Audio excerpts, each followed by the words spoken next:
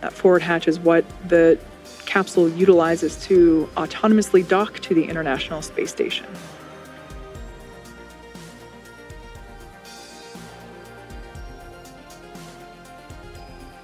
Going from left to right, everyone's having fun, clearly. We have mission specialist Rayana Barnawi. To the right of her is pilot John Schaffner. Then we have Commander Peggy Whitson. And on the far right, mission specialist Ali Al-Karni.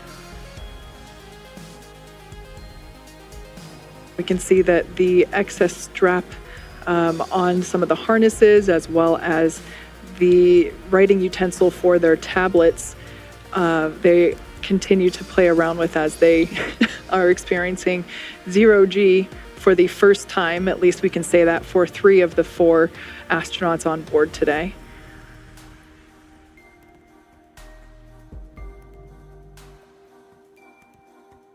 Now we are standing by for Dragon separation, which is expected to occur in the next few seconds.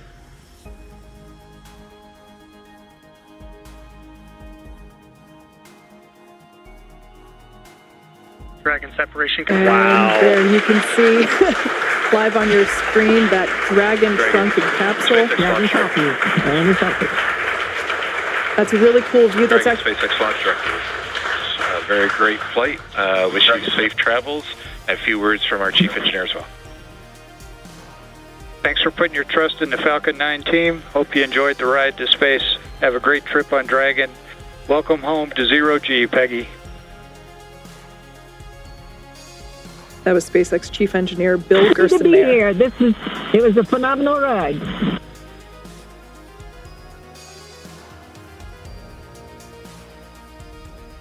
Make sure you share the joy of zero-G with your crew.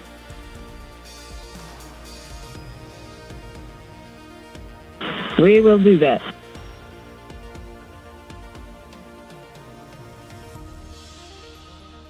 Already you can see Dragon's Draco thrusters activating.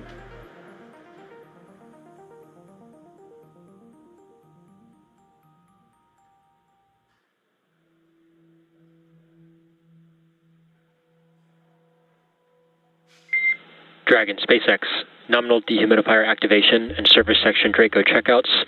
Nose cone deploy is in progress. Hooks are opening. Dragon copies. All right, great news there to let us know that the hooks, there are 2 sets of hooks. Signal Bermuda. 2 sets of hooks that are now disengaging.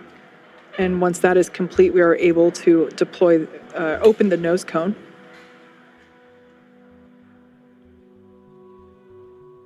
We should see that nose cone deploy in about a minute.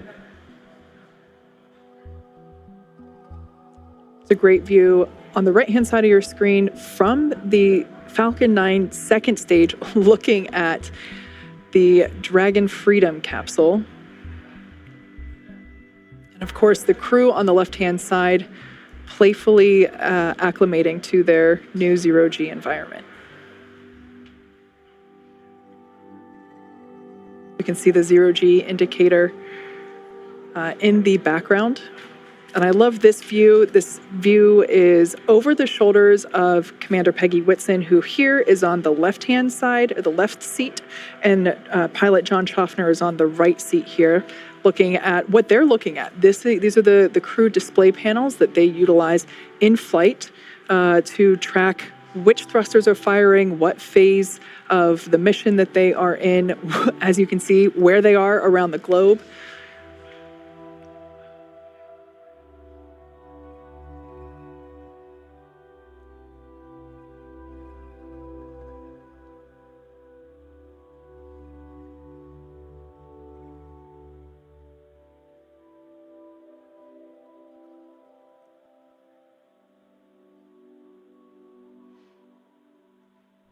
All right, as we can see, crew getting acclimated.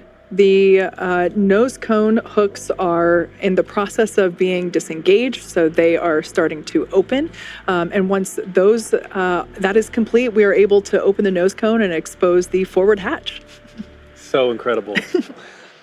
Well, today's launch is certainly one more for the history books, and yet the story is just getting underway. Leah, with the crew officially on their way to the International Space Station, how are things tracking there in mission control at Johnson Space Center? Hey, Duke. Well, the chase has officially begun with Dragon heading toward the International Space Station. So, with the successful launch of Axiom Mission 2 at 7 p.m. Eastern, the teams here at NASA's Johnson Space Center are going to be monitoring Dragon's flight to the International Space Station over the next 16 hours. Our role in this journey really kicks in at a period called Integrated Operations. This is where Dragon is much closer to the station. And at this point, NASA, SpaceX, and Axiom space teams are all in lockstep to get the crew safely docked.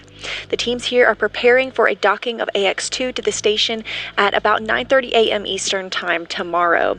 We're going to begin joint coverage of that phase at 7:30 a.m. Eastern Time. But for now, that'll be it for us in Mission Control Houston tonight, and I'll be back with you tomorrow for docking. Back to you, Kate and Duke.